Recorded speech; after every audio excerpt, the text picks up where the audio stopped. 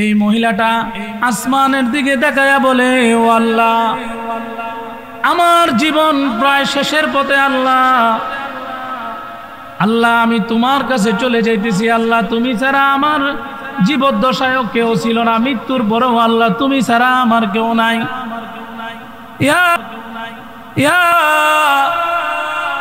কবরের জগতে আমি রওনা করতেছি। আল্লাহ, তুমি আমাকে সাহায্য করো, কবরের মধ্যে আমাকে একা একা ছেড়ে দিও না।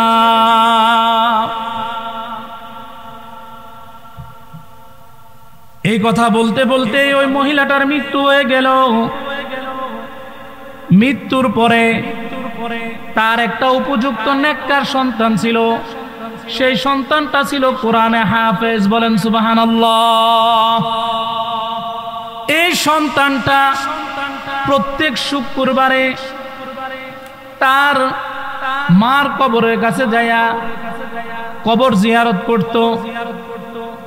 এবং এই মহিলাটা ওসিয়ত করে গিয়েছিল, বাবা, আমি যদি কখনো মৃত্যুবরণ করি তাহলে তুমি প্রত্যেক শুক্রবারে আমার কবরটা জিয়ারত করবা, এটা কোনোদিনও ভুলবে না। মায়ের কথা মতো এই সন্তানটা প্রত্যেক শুক্রবারে যায়া মার কবর জিয়ারত করত। একদিন হঠাৎ করে সে ঘুমের ঘরে স্বপ্নে দেখলো, তার মাকে স্বপ্নে দেখে মাকে জিজ্ঞাসা করলো, মা, কবরের মধ্যে তুমি কি অবস্থায় আছো?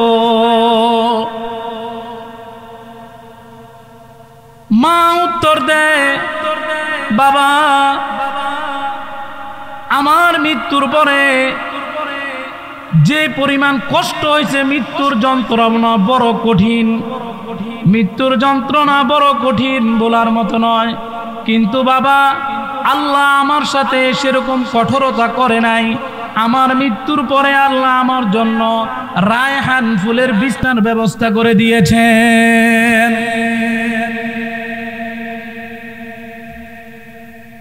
এবং আল্লাহ আমার জন্য জান্নাতের গালিচার সুপার ব্যবস্থা করে দিয়েছেন। আমি বড় আরামে আছি, শান্তিতে আছি। এবং আল্লাহ আমাকে প্রতিশ্রুতি দিয়েছেন, কিয়ামত পর্যন্ত এই আরামের মধ্যে আল্লাহ আমাকে রাখবেন। সুবহানাল্লাহ। এবার ছেলে জিজ্ঞাসা করে, বাবা, ছেলে জিজ্ঞাসা করে, মা, আমি কি আপনার জন্য কোনো কিছু করতে পারি কিনা, আপনার কোনো উপকার করতে পারি কিনা, খেদমত করতে পারি কিনা? মা বলে, হ্যাঁ হ্যাঁ বাবা, তুমি যে আমলটা প্রতিদিন প্রতি শুক্রবারে করো, সেই আমলটা তুমি চালিয়ে যাবে, কোনোদিন এই আমলকে বন্ধ করবে না। কারণ তুমি যখন কবর জিয়ারত করতে আসো, অন্য অন্য কবরবাসীরা আনন্দিত হয়ে যায়, সবাই আনন্দিত হয়ে আমার কাছে এসে আমাকে সুসংবাদ দেয়। সুবহানাল্লাহ। সকলে বলে, দেখো দেখো, তোমার সন্তান এসেছে, আমাদের জন্য দোয়া করবে, তোমার জন্য দোয়া করবে। সমস্ত মুর্দাবাসীরা আমার কবরের কাছে এসে জমা হয়। সুবহানাল্লাহ। ইয়া আইয়ুহাল্লাযীনা আমানু লা তুলহিকুম আমওয়ালুকুম ওয়ালা আওলাদুকুম আন যিকরিল্লাহ ومن يفعل ذلك فأولئك هم الخاسرون।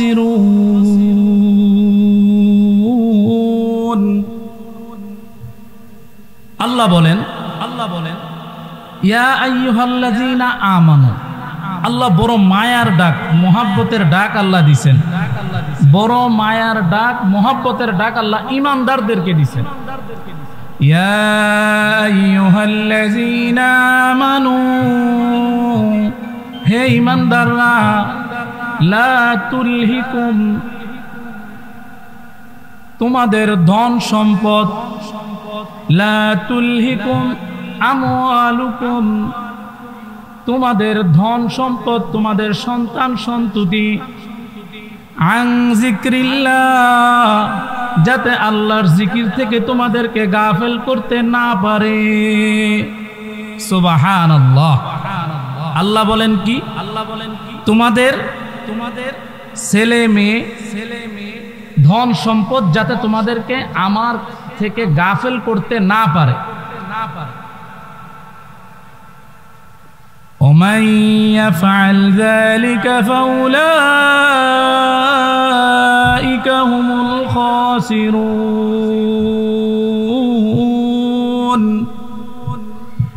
আর যদি এই ধন সম্পদ এবং তোমাদের ছেলে মেয়ে যদি তোমাদেরকে ধোঁকায় ফেলে দেয়, এগুলির পিছনে যদি তোমরা পড়ে যাও তাহলে তোমরা ক্ষতিগ্রস্ত হয়ে যাবে।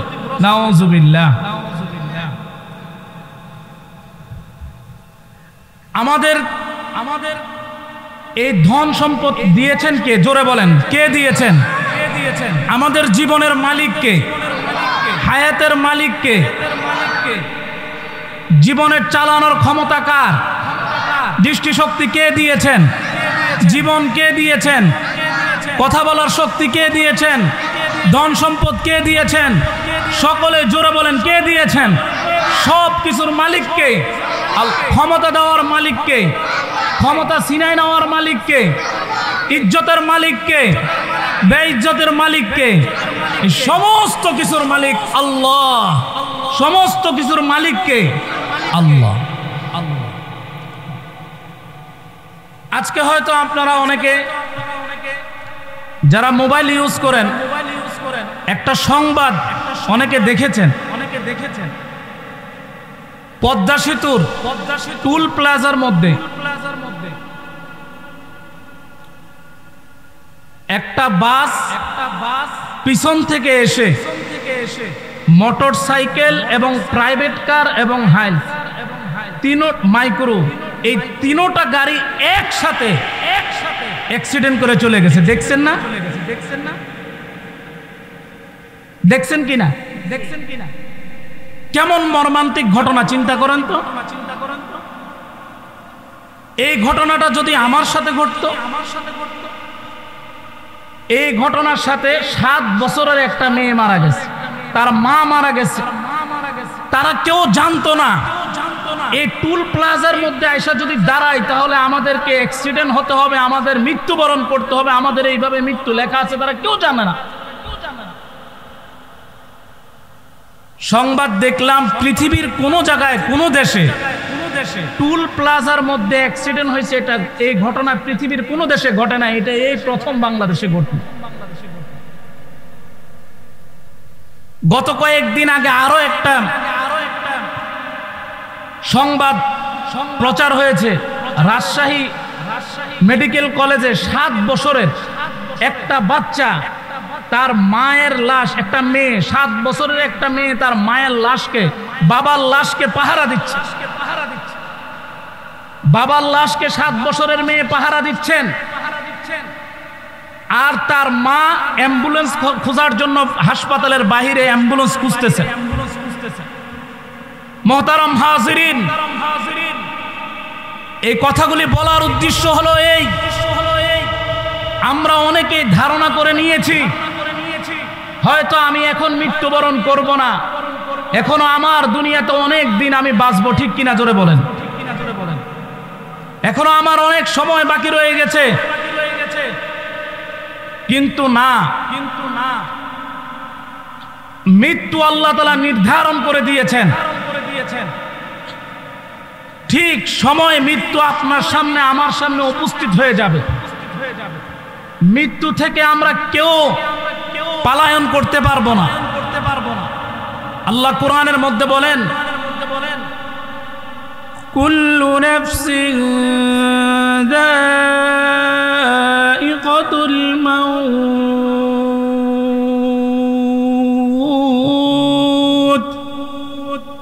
সুম্মা ইলাইনা তুরজাউন।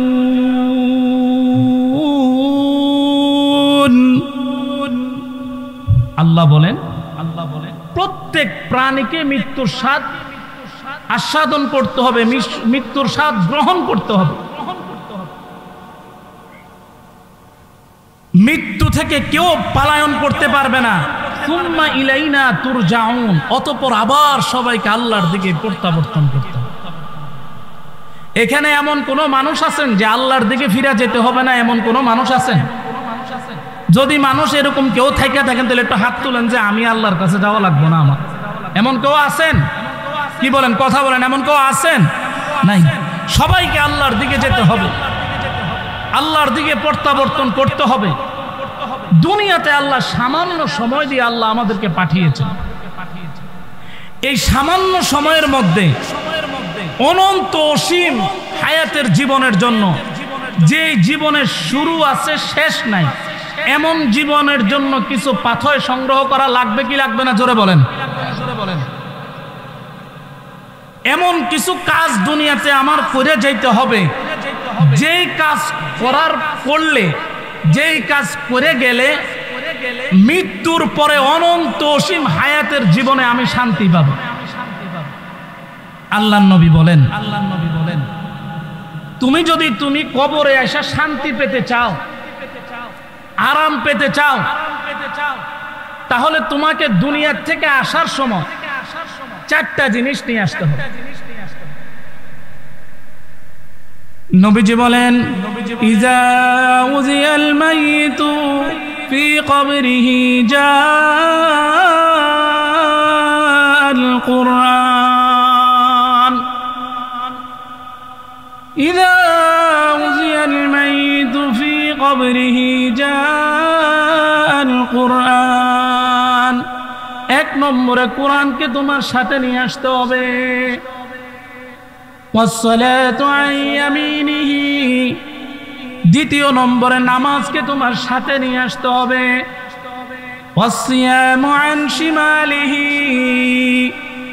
তৃতীয় নম্বরে রোজাকে তোমার সাথে নিয়ে আসতে হবে। ওয়াসাইলুল হাসানাতি ইনদা রিজলাইন,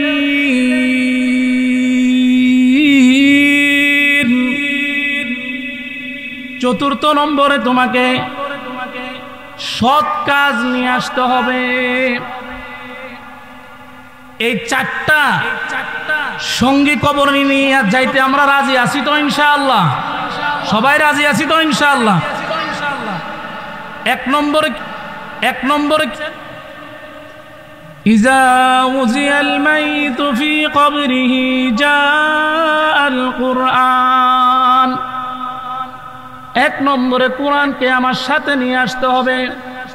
হাদিস শরীফের মধ্যে আছে, মানুষ যখন মৃত্যুবরণ করে, মৃত্যুবরণ করার পর কোরআন তার মাথার কাছে এসে দাঁড়ায়। সুবহানাল্লাহ। আপনারা একটু জোরে কোন, আর একটু জোরে কোন সুবহানাল্লাহ। মোহাব্বতের সাথে বলতে হইব, আর একটু জোরে বলেন। এক নম্বরে কোরআনকে সাথে নিয়ে আসতে হবে। মৃত্যুর পরে কোরআনটা মাথার কাছে এসে দাঁড়াবে। দ্বিতীয় নম্বর, ওয়াসসালাতু আন ইয়ামিনিহি, নামাজ তার ডান দিকে এসে দাঁড়াবে। এখনো সুবহানাল্লাহ কোন না, জোরে কোন। ওয়াসসিয়ামু আন শিমালিহি, রোজা তার বাম দিকে এসে দাঁড়াবে।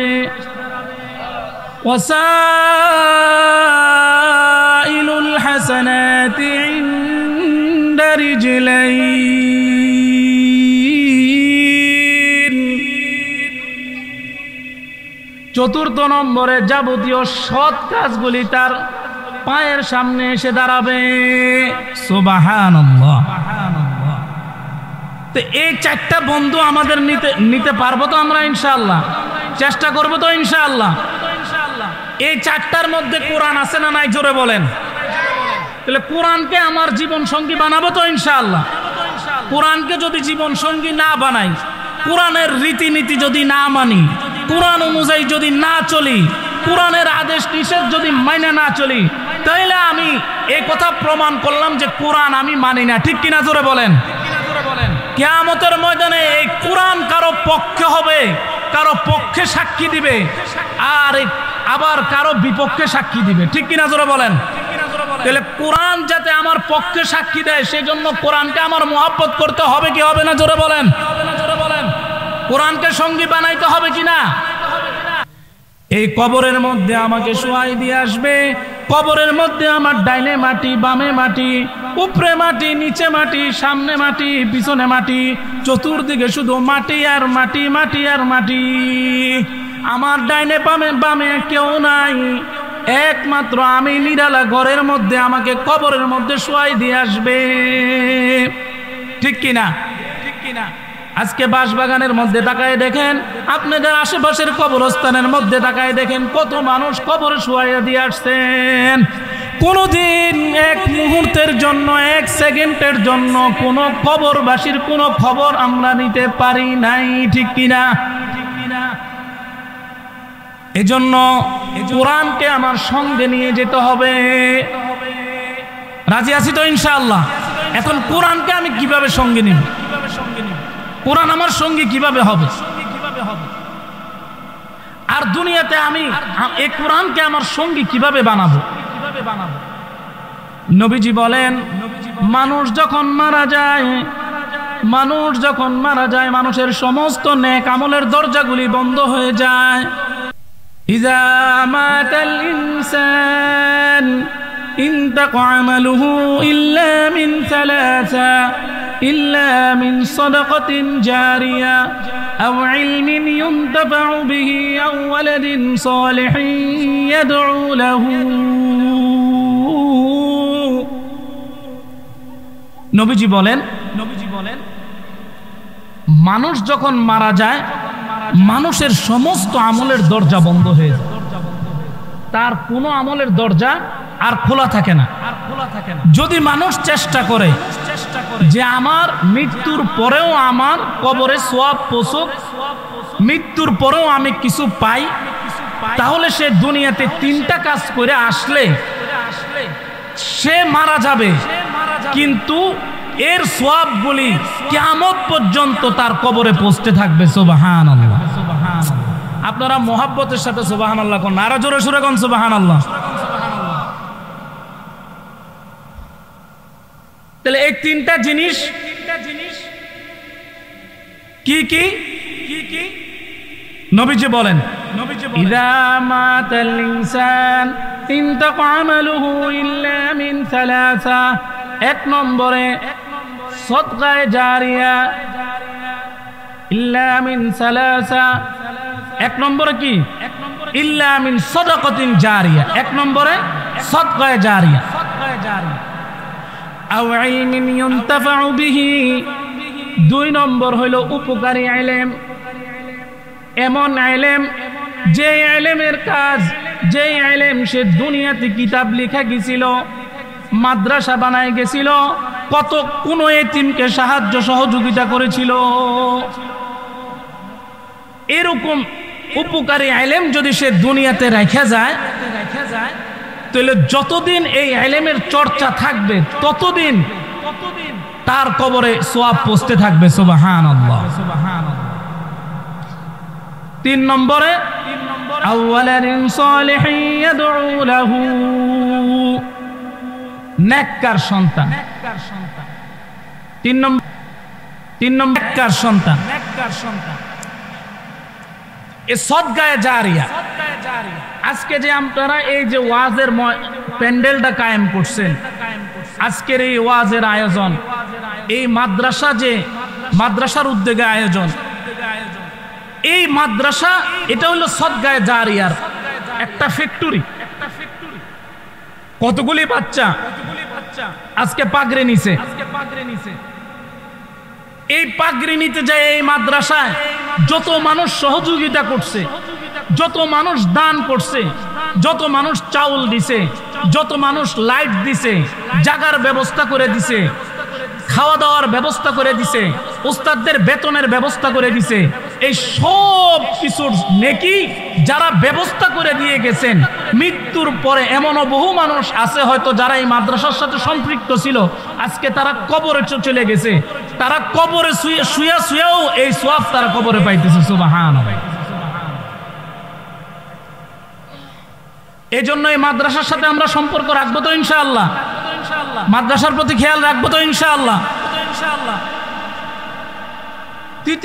দ্বিতীয় নম্বর হইল উপকারী আইলেম। যেই আইলেম দুনিয়াতে বাকি থাকবে এমন একটা কিতাব লিখে গেছি, এই কিতাবটা মাদ্রাসায় পড়াইতেছে, কেউ পড়তেছে, পড়া সেটার উপর আমল করতেছে, দুনিয়াতে আমল করতেছে, কিন্তু তার লিখিত কিতাব পড়া মানুষ যে আমল করতেছে, মানুষ যে তার কিতাবের উপর অনুসরণ করতেছে, এর সওয়াবগুলি সে কবরে শুয়া শুয়া পাইতে থাকবে। সুবহানাল্লাহ। তৃতীয় নম্বর নেককার সন্তান। আওয়ালাদিন সালিহিন ইয়াদউ লাহু, নেককার সন্তান। এখন এই নেককার সন্তান যদি দুনিয়াতে রাইখা যায় তাহলে আমাদের লাভ কি? নেককার সন্তান যদি দুনিয়াতে রাইখা যায় আমার লাভ কি? দুনিয়াতে আজকে মানুষেরা সন্তান রাইখা যায়, এই সন্তান টিকটক করে, এই সন্তান ব্লগিং করে, ছোট ছোট ভিডিও বানায়, ব্লগ তৈরি করে স্বামী স্ত্রী একসাথে অভিনয় করে, অভিনয় করে সেটা আবার ইউটিউব ফেসবুকে আপলোড দেয়, নিজের স্ত্রীরে লক্ষ কোটি যুবকের সামনে উপস্থাপন করতেছে। আর উপস্থাপন করে এই স্বামীটা গুনাহ সে নিজে ইনকাম করে নিতেছে। ঠিক কিনা জোরে বলেন?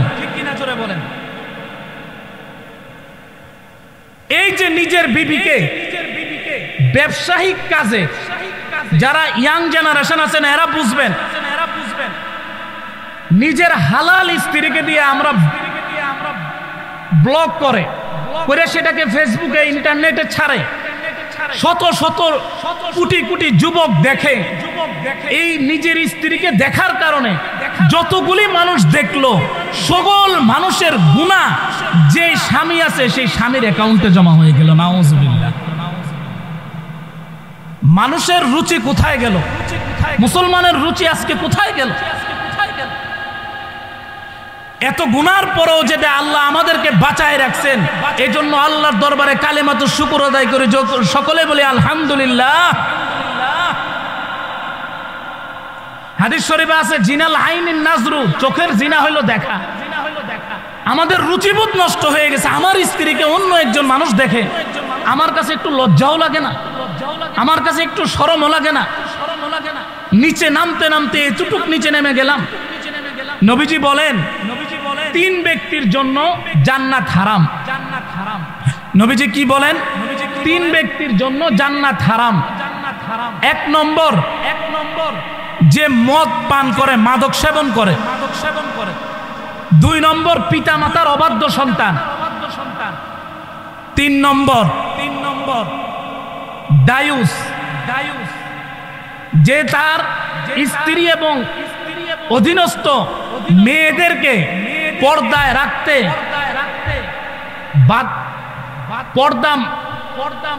পর্দা মতো চালায় না, বেপর্দা চললে সে বাধা দেয় না, তাকে বলা হয় দায়ুস। এই 3 শ্রেণীর মানুষের জন্য জান্নাত হারাম। আল্লাহ আমাদের যুবকদেরকে হেফাজত করুক, সকলে বলি আমিন। বলতেছিলাম নেককার সন্তান।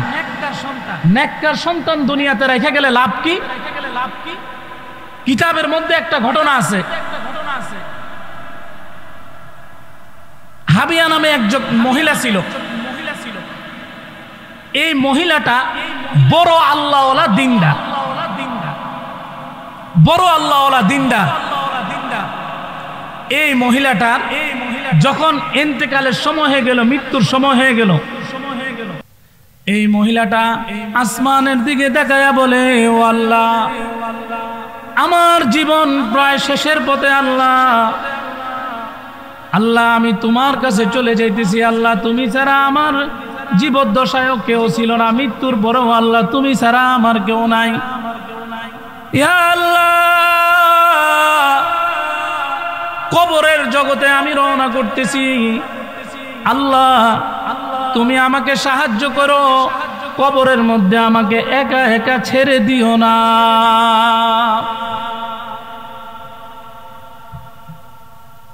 এই কথা বলতে বলতে ওই মহিলাটার মৃত্যু হয়ে গেল। মৃত্যুর পরে তার একটা উপযুক্ত নেককার সন্তান ছিল, সেই সন্তানটা ছিল কোরআনে হাফেজ। বলেন সুবহানাল্লাহ। এই সন্তানটা প্রত্যেক শুক্রবারে তার মার কবরের কাছে যায়া কবর জিয়ারত করত এবং এই মহিলাটা ওসিয়ত করে গিয়েছিল, বাবা আমি যদি কখনো মৃত্যুবরণ করি তাহলে তুমি প্রত্যেক শুক্রবারে আমার কবরটা জিয়ারত করবা, এটা কোনোদিনও ভুলবে না। মায়ের কথা মতো এই সন্তানটা প্রত্যেক শুক্রবারে যায় মার কবর জিয়ারত করত। একদিন হঠাৎ করে সে ঘুমের ঘরে স্বপ্নে দেখলো, তার মাকে স্বপ্নে দেখে মাকে জিজ্ঞাসা করলো, মা কবরের মধ্যে তুমি কি অবস্থায় আছো? মা উত্তর দেয়, বাবা আমার মৃত্যুর পরে যে পরিমাণ কষ্ট হয়েছে, মৃত্যুর যন্ত্রণা বড় কঠিন, মৃত্যুর যন্ত্রণা বড় কঠিন বলার মতো নয়, কিন্তু বাবা আল্লাহ আমার সাথে সেরকম কঠোরতা করে নাই। আমার মৃত্যুর পরে আল্লাহ আমার জন্য রায়হান ফুলের বিছানার ব্যবস্থা করে দিয়েছেন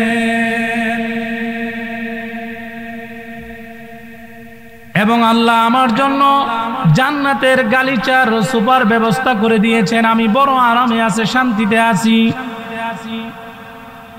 এবং আল্লাহ আমাকে প্রতিশ্রুতি দিয়েছেন কিয়ামত পর্যন্ত এই আরামের মধ্যে আল্লাহ আমাকে রাখবেন। সুবহানাল্লাহ। এবার ছেলে জিজ্ঞাসা করে, বাবা ছেলে জিজ্ঞাসা করে, মা আমি কি আপনার জন্য কোনো কিছু করতে পারি কিনা, আপনার কোনো উপকার করতে পারি কিনা, খেদমত করতে পারি কিনা? মা বলে, হ্যাঁ হ্যাঁ বাবা, তুমি যে আমলটা প্রতিদিন প্রতি শুক্রবারে করো সেই আমলটা তুমি চালিয়ে যাবে, কোনোদিন এই আমলকে বন্ধ করবে না। কারণ তুমি যখন কবর জিয়ারত করতে আসো অন্য অন্য কবরবাসীরা আনন্দিত হয়ে যায়, সবাই আনন্দিত হয়ে আমার কাছে এসে আমাকে সুসংবাদ দেয়। সুবহানাল্লাহ। সকলে বলে, দেখো দেখো তোমার সন্তান এসেছে, আমাদের জন্য দোয়া করবে, তোমার জন্য দোয়া করবে। সমস্ত মুর্দাবাসীরা আমার কবরের কাছে এসে জমা হয়। সুবহানাল্লাহ। সুতরাং বাবা এই আমল তুমি কোনোদিন বন্ধ করবে না। ওই কিতাবের মধ্যে লেখেন, এই সন্তানটা এই স্বপ্ন দেখার পরে তার আমলকে আরো আগের থেকে গুরুত্ব সহকারে করতেছিল। এমন কোন শুক্রবার বাকি নাই যে শুক্রবারে সে তার মার কবর জিয়ারত করত না। আবার একদিন এই সন্তানটা ঘুমাইতেছে, ঘুমের ঘরে হঠাৎ করে স্বপ্নে দেখে ওই কবরস্থানের সমস্ত কবরবাসী নারী পুরুষ সকলেই তার সাথে সাক্ষাতে আসছে। আরেকটু জোরে কন্যা সুবহানাল্লাহ। সকলেই সাক্ষাতে আসছে, জিজ্ঞাসা করতেছে আপনারা কারা? ছেলে জিজ্ঞাসা করতেছে আপনারা কারা, কোত্থেকে আসছেন? বলে তুমি যেই কবর প্রত্যেক শুক্রবারে জিয়ারত করো আমরা সেই কবরস্থানের কবরবাসী। সুবহানাল্লাহ। আমরা তোমাকে কৃতজ্ঞতা জানানোর জন্য আসছি আর তোমাকে এই কথাটা স্মরণ করায় দেওয়ার জন্য আসছি। বাবা তুমি দুনিয়াতে যতদিন জীবিত থাকবে কোনোদিন এই আমলটাকে তুমি বন্ধ করবে না। করলে जो करना है आखिर मौत है, एक दिन मरना है आखिर मौत है।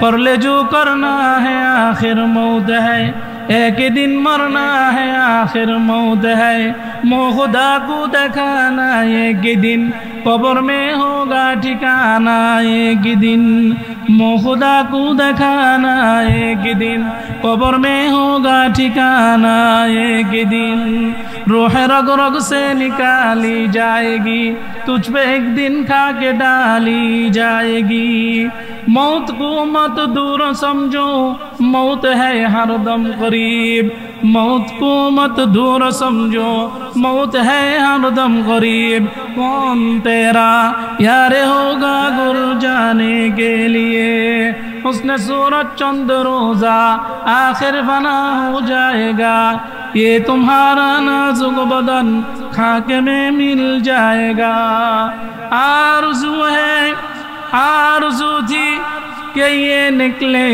दम तुम्हारे सामने हम तुम्हारे सामने हो तुम हम सामने কবরবাসীরা বলতেছে ও নওজোয়ান যুবক যে আমল তুমি দুনিয়াতে করতেছিলা এই আমলটাকে তুমি বন্ধ করবে না এই ঘটনার থেকে দুনিয়াবাসীকে শিখাইতে চায় আমাদেরও যাদের সন্তান আছে তাদেরকে যদি দিন শিখাই আর এই ওসিয়ত করে যাই বাবা আমার মৃত্যুর পরে প্রত্যেক শুক্রবারে যায়া আমার কবরের কাছে কবর জিয়ারত করবা তাহলে এটা আমাদের জন্য লস হবে না লাভ হবে জোরে বলেন এরকম আমরা চাই কি চাই না জোরে বলেন আল্লাহ আমাদের সকলকে নসিব করুক সকলে বলি আমিন এই জন্য বলেন নেককার সন্তান আওয়ালাদিন সালিহিন ইয়াদউ লাহু আজকে যে এশারের নামাজের সময় ইমাম সাহেব যে কেরাত পড়ছে আপনারা শুনছেন না কেমন লাগছে অন্তরটা জুড়ায় যায় না কেরাতে কি সুন্দর মধুর তেলাওয়াত এরপরে এই যে একটা হাফেজ সাহেব তেলাওয়াত করলো তেলাওয়াতটা কি সুন্দর মধুর তেলাওয়াত অন্তর জুড়ায় যায় যখন আমি নামাজে ছিলাম আমার মনে হয়েছিল যদি কেরাতটা আরেকটু লম্বা হইতো তাহলে কেমন লাগতো সুবহানাল্লাহ কেরাতটা যদি আরেকটু লম্বা হইতো কত মিষ্টি লাগতো কত মধুর লাগতো এটা হলো কোরআনের আকর্ষণ এটা হলো কোরআনের মুজিজা আল্লাহ আমাদেরকে এই কোরআন বোঝার তৌফিক দান করুক সকলে বলি আমিন আল্লাহ কোরআন অনুযায়ী আমাদের জীবন গঠন করার তৌফিক দান করুক সকলে বলি আমিন এই কোরআন যে ছেলে মেয়েকে মা বাবা শিখায় শুধু নাজারা দেখে শিখাইছে শুধু দেখে শিখাইলে আর যাকে শিখাইছে সে যদি এটা ঠিক সময় মতো তেলাওয়াত করে এবং আমল করে আল্লাহর নবী হাদিসের মধ্যে বলেন সেই সন্তানের পিতামাতাকে কিয়ামতের ময়দানে নূরের মুকুট পরানো হবে সুবহানাল্লাহ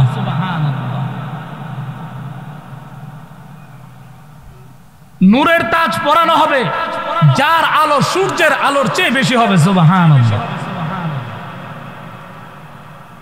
জীবন আমাদের জীবন সময় নষ্ট করে ফেলতেছি গুনায় আমার জীবন জর্জরিত প্রতিনিয়ত প্রতি মুহূর্তে আমাদের গুনায় জর্জরিত এই মাহফিলে যারা বসছেন হাদিস অনুযায়ী আল্লাহর রহমত বৃষ্টির মতো অবতীর্ণ হইতেছে সুবহানাল্লাহ জোরে সোরে মাহফিল শেষ হবে একজন ফেরেশতা ঘোষণা করবে কুমু মাগফুরাল লাকুম তোমাদের যে পরিমাণ গুনাহ ছিল গুনাহগুলি আল্লাহ মাফ করে দিবেন সুবহানাল্লাহ আর যেই পরিমাণ গুনাহ ছিল সেই পরিমাণ নেকি দিয়ে দিবেন সুবহানাল্লাহ আমল আমরা যতটুকুই করব ইখলাসের সাথে সহি নিয়তের সাথে করব যদি সহি নিয়তের সাথে আমল হয় তো আল্লাহ তাআলা এই আমলকে কবুল করেন এবং এই আমলকে কবুল করে আল্লাহ গুনাহ মাফ করে দেন কোরআনের মধ্যে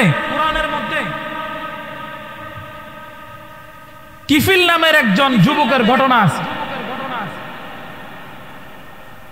কিফিল বনি ইসরাইলের মধ্যে একজন যুবক ছিল, যার নাম ছিল কিফিল। কানা রাজুলুন ফি বনি ইসরাইল, বনি ইসরাইলের মধ্যে একজন নওজোয়ান যুবক ছিল, যার নাম ছিল কিফিল। এই কিফিল এমন কোনো গুনাহ নাই, কিফিলের জীবনে এমন কোনো গুনার কাজ নাই যে কিফিল করে নাই। খুন, ছিনতাই, রাহাজানি, ধর্ষণ, জমি দখল, লুণ্ঠন, শরাব পান করা, মদ্যপান করা, ছিনতাই করা, মানুষের সম্পদ আত্মসাৎ করা থেকে এমন কোনো গুনার কাজ বাজ নাই যে এই কিফিল করে নাই। এই কিফিল তার গ্রামের মধ্যে একজন মেয়ের প্রতি সে আসক্ত ছিল। বহুদিন ধরে সে চেষ্টা করতেছে এই মেয়েটাকে সে নিজের মতো করে কাছে পাবে, কিন্তু ঘটনাক্রমে যেই মহিলার উপর সে আসক্ত ছিল ওই মহিলাটা ছিল দরিদ্র। একদিন ওই মেয়েটা এসে বলে, ও কিফিল, আমাকে একটু সাহায্য করো, আমাকে একটু সহযোগিতা করো। কিফিল বলে, তুমি আমার কাছ থেকে অর্থ ধার চাইতেছো, টাকা ধার চাইতেছো, ঠিক আছে, তোমাকে আমি ধার দিব, সব দিব, কিন্তু তুমি বিনিময়ে আমার সাথে একটু গুনাহ করতে হবে। যদি তুমি গুনায় রাজি হও তাহলে তোমাকে আমি সাহায্য করব, অর্থ দিব, বিনিময়ে তোমাকে আমার অর্থ ফেরত দিতে হবে না। এবার মেয়েটা সম্মত হইল, সম্মত হইয়া টাকা ধার নিয়ে গেল। যখন গুনাহ করার একটা সময় নির্ধারণ করা হলো, অমুক সময় অমুক জায়গায়, কথা মতো ওই মেয়েটা উপস্থিত হয়ে গেল, কিফিলও উপস্থিত হয়ে গেল। একটা রুমের মধ্যে ঢুকলো, কিতাবের মধ্যে লেখে, রুমের মধ্যে ঢুকা রুমের দরজা বন্ধ করলো এবং বলল, মেয়েটাকে বলল, এই রুমের যতগুলি ছিদ্র আছে সমস্ত ছিদ্রগুলি বন্ধ করে দাও। কিতাবের মধ্যে লেখে গাছের পাতাগুলি ছিঁড়া ছিঁড়া যতগুলি ছিদ্র ছিল সমস্ত ছিদ্র বন্ধ করে দিয়েছে। এবার কিফিল তার সমস্ত শরীরের কাপড় চোপড় সব খুললো, মেয়েটার উপর বসলো। কিফিলের মনে আনন্দ, কিন্তু মেয়েটার মনে কোনো আনন্দ নাই। কিফিল তাকায় দেখে যে মেয়েটার দুইটা চোখ দিয়া ঝরঝর করে পানি পড়তেছে। কিফিল জিজ্ঞাসা করে, তুমি কেন কাঁদো? এখন তো তোমার কান্না করার সময় নাই। এবার মেয়েটা উত্তর দেয়, ইন্নী আখাফুল্লাহ, আমি আল্লাহর ভয়ে আমার চোখের পানি বাইর হইতেছে, আমি আল্লাহর ভয়ে কাঁদি। ও কিফিল, জীবনের শুরু থেকে এই পর্যন্ত আমি কোনোদিন আমার চরিত্র কারো কাছে বিক্রি করি নাই, আমার সতীত্ব বিক্রি করি নাই, কিন্তু আজকে কোনো কারণে তোমার কাছে আমার সতীত্ব বিলিয়ে দেওয়া লাগতেছে। আমি এই জন্য কাঁদতেছি, কিয়ামতের ময়দানে আমি আমার এই চেহারাটাকে আল্লাহর সামনে কিভাবে দেখাবো।